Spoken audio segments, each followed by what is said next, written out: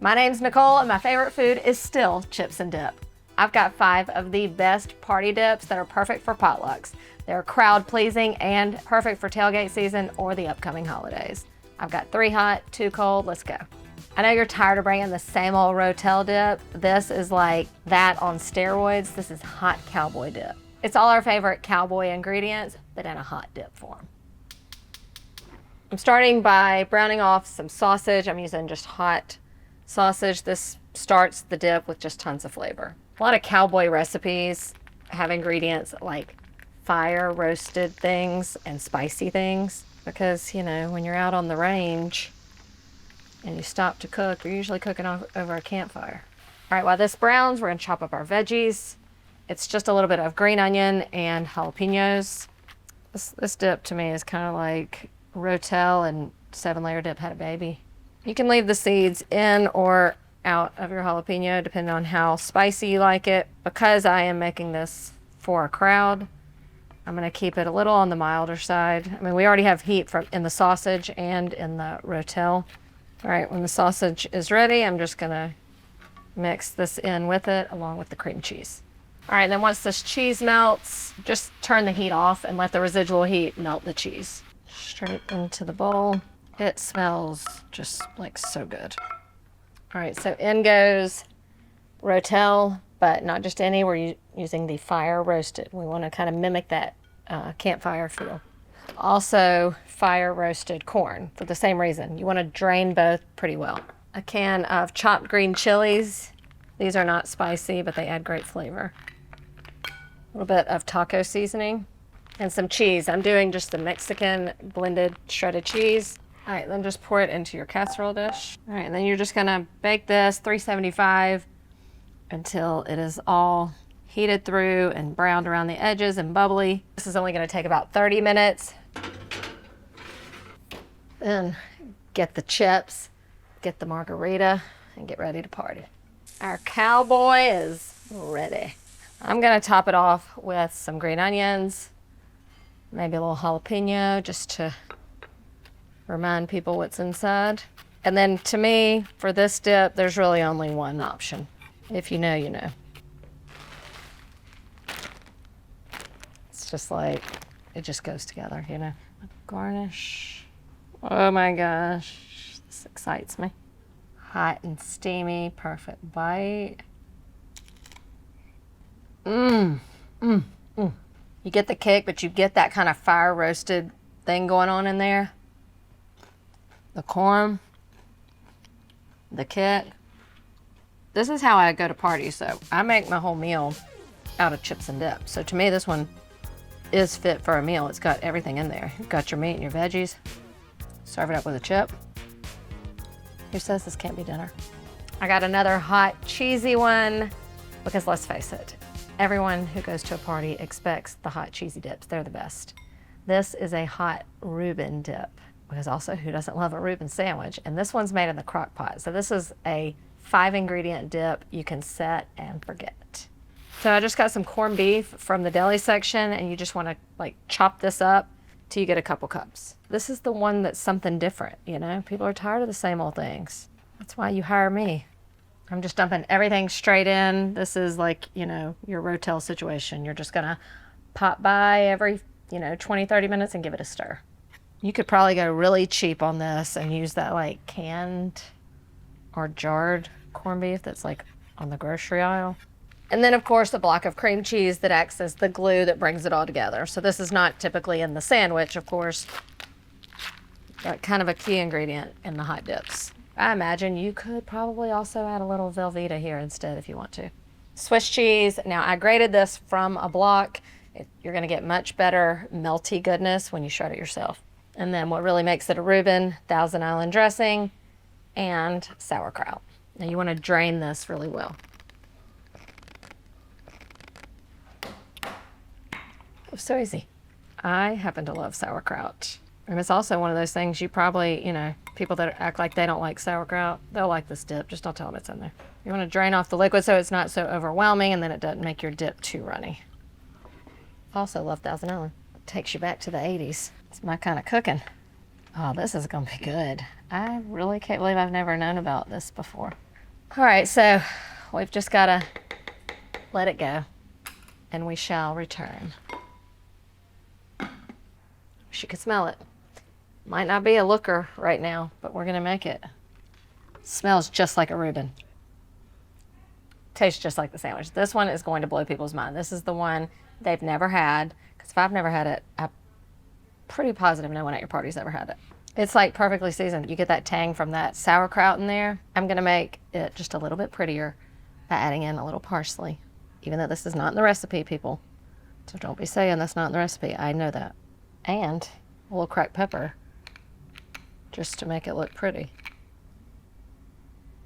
Reuben dip, and what I'm really excited about is that I took some rye bread and just cut it up, toasted it up for our dipper.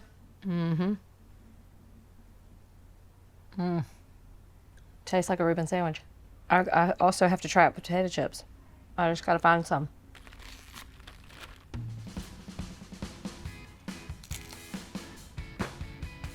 That's a perfect bite.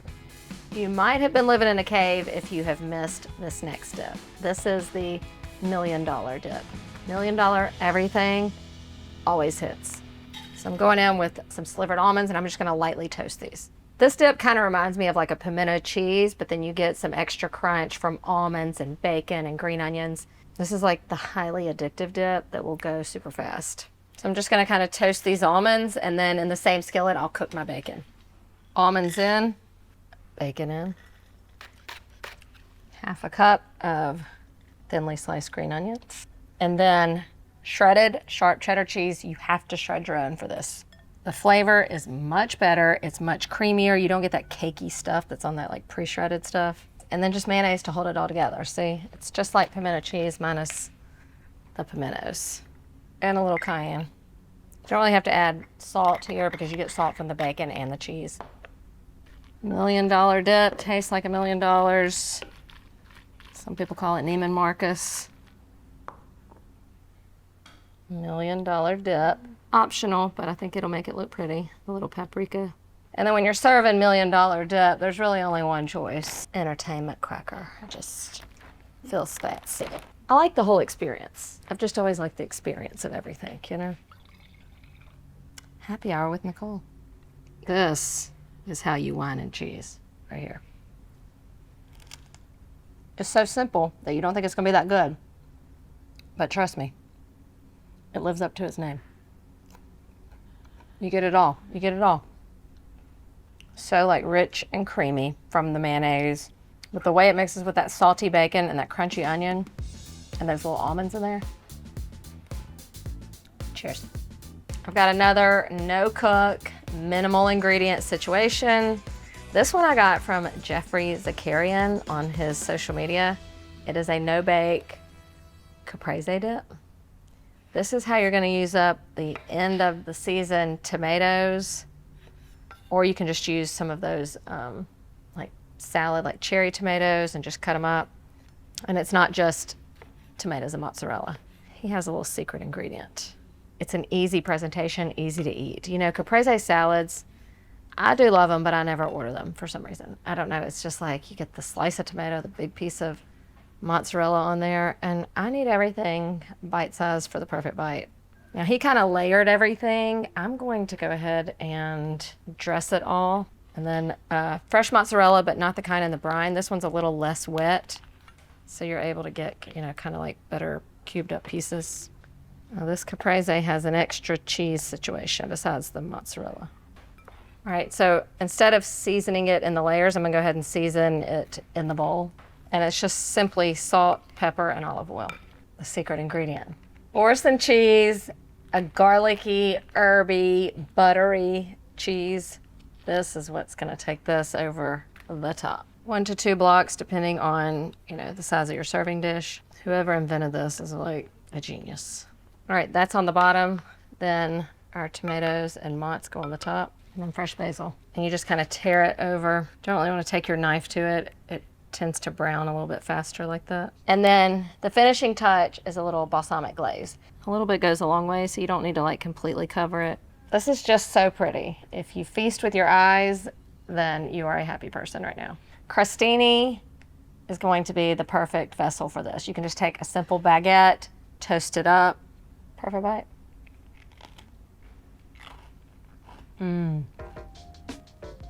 That Boursin cheese gives you a whole different caprese experience. You get that juicy tomato and that little tang from the balsamic glaze.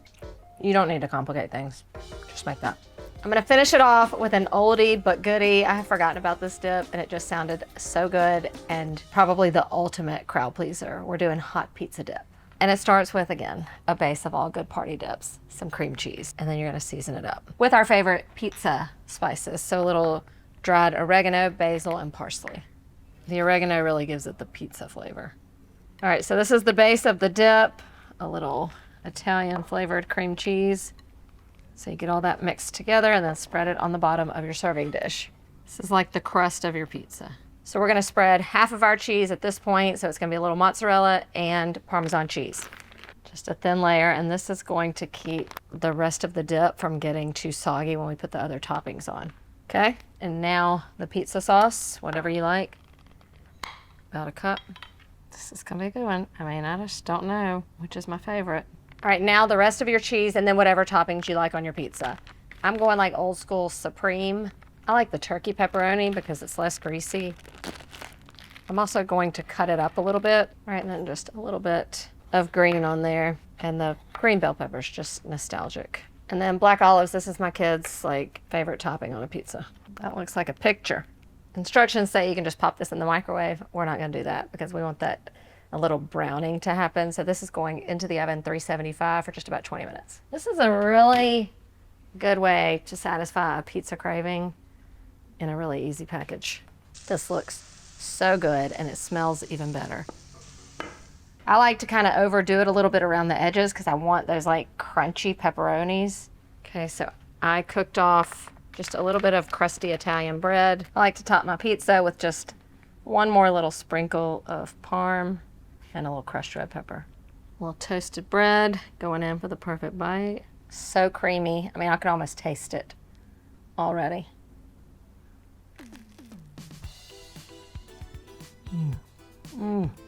Oh my God. I don't even know what to say.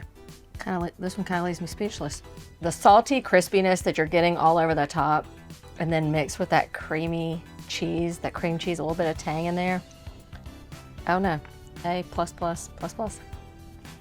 If you're looking to impress your guest or be the star of the show at the next party you attend, bring one of these dips. Ditch the old spinach artichoke dip and make one of these 5. Because at the end of the day, when I dip, you dip, we dip. Sure hope they can play that song at the end. When I dip, you dip, we dip, you yours. Okay.